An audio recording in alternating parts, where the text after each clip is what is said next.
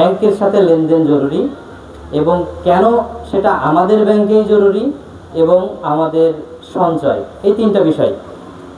তো প্রথমে আমি একটু বলতে চাই, আমরা সবাই উন্নত বিশ্ব ইউরোপ আমেরিকা সম্পর্কে জানি। তাদের দেশ বা তাদের সিস্টেম দেখলে আমরা অনেক সময় চিন্তা করি আসলেই তারা কেন উন্নত, তারা এত ভালো কেন, তাদের সিস্টেম এত ভালো কেন।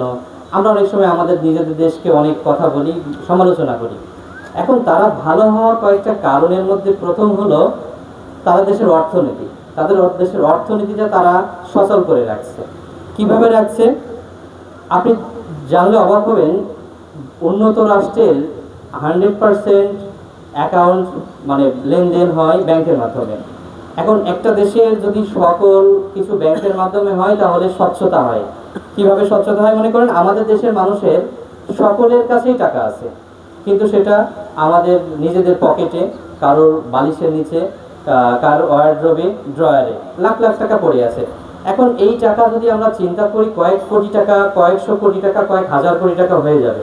এখন এটা যখন অর্থনীতি বা ব্যাংক খাতে আপনি না রাখবেন, তখন একটা দেশের অর্থনীতির কি অবস্থা সেটা আপনি জানতে পারবেন না, বুঝতে পারবেন না। একটা উদাহরণ দিলে বুঝতে পারবেন। আপনারা যখন মোবাইলে কথা বলি বা আমরা যখন বাংলালিংক, গ্রামীণ ফোন বা যে কোনো রিচার্জ করি, সেটাতে যত বেশি রিচার্জ করা হয়, যত বেশি টাকা থাকে, যত বেশি কথা বলি, আমাদের কিন্তু যে অ্যাডভান্স বা লোন ওরা তত বেশি দেয়। কাউকে 20 টাকা দেয়, কাউকে 50, কাউকে 100। কারণ তারা জানে যে ওরা এইটা হিসাব করে যে কে কত বেশি লেনদেন করে। এখন আমরা যদি আমাদের দেশের ব্যাংক অ্যাকাউন্টের সাথে বেশি বেশি লেনদেন করি, তাহলেও বহির্বিশ্ব আমাদেরকে সহযোগিতা থেকে শুরু করে বিভিন্ন উন্নয়ন প্রকল্পে ঋণ দান করতে চাইবে। কেন চাইবে?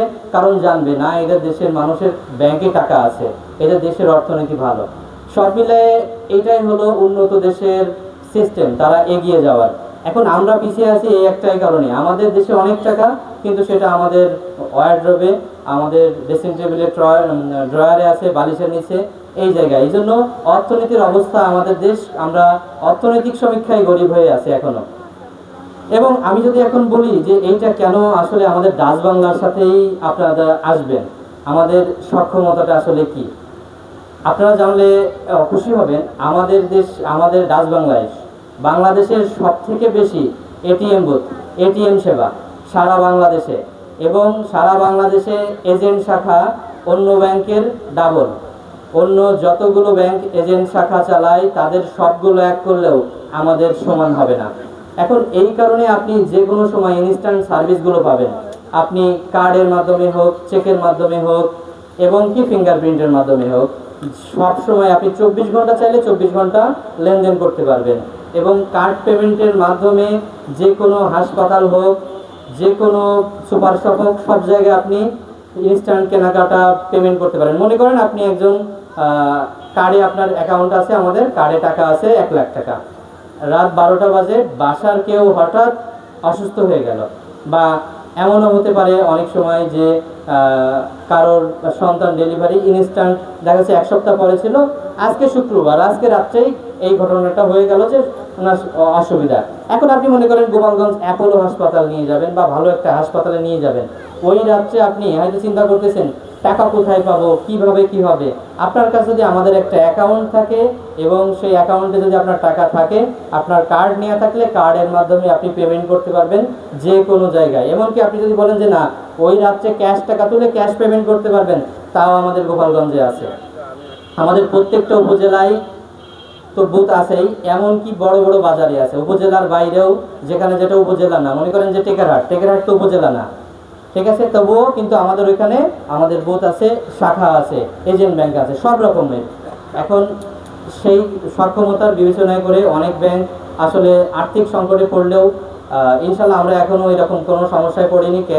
কারণ আমাদের গ্রাহক অনেক, আর আমাদের গ্রাহকের আস্থা আমাদের প্রতিও অনেক।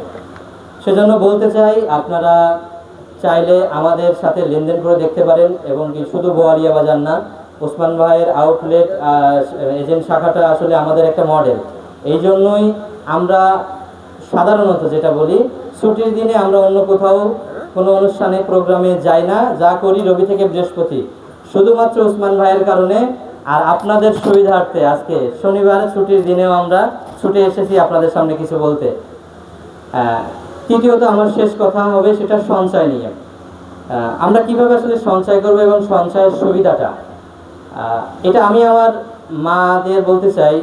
এখানে মা চাষি যারা আসছে, গ্রামের একটা কথা আছে যে যখন আগে মনে করেন কেনা চাল খেতে অনেকেই, বা চাল যাদের অল্প জমি, অল্প বর্গা জমি নিয়ে চাষ করে ধান করতো, চাল করতো, সেখান থেকে রান্না করার সময় বা কেনা চালের থেকে মা চাষিরা করতো কি, এক মুঠ করে একটা হাঁড়িতে বা একটা জায়গা আলাদা আলাদা করে রান্নার জন্য রাখতো।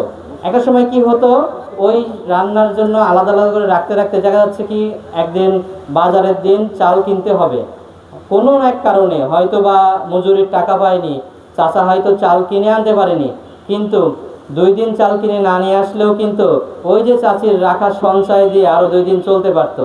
এভাবেই কিন্তু আমাদের পরিবারগুলো বছরের পর বছর টিকে থাকতো সংগ্রাম করে, লড়াই করে।